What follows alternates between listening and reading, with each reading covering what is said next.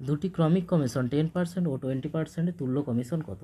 তাহলে আমাদের প্রথমে কনসেপ্ট দেখব যে ধার্য মূল্যের উপর পরপর যথাক্রমে x% এবং y% ছাড় দেওয়া হলে সমতুল্য ছাড় হয় না x + y - xy/100।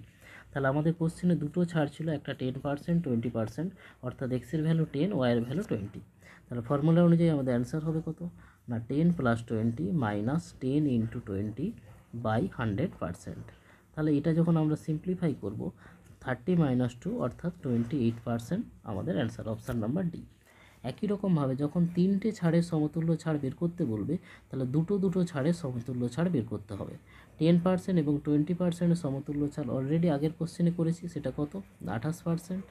এবং আগের আবার একই রকমভাবে ওই 28% আরেকটা যে ছাড় আছে 25%, এর সমতুল্য ছাড় কত হবে না ওই সেম ফর্মুলা লাগিয়ে দাও, সেই অনুযায়ী আমাদের অ্যান্সার আসবে 46%, যেটা কিনা আমাদের অপশান নাম্বার ডি।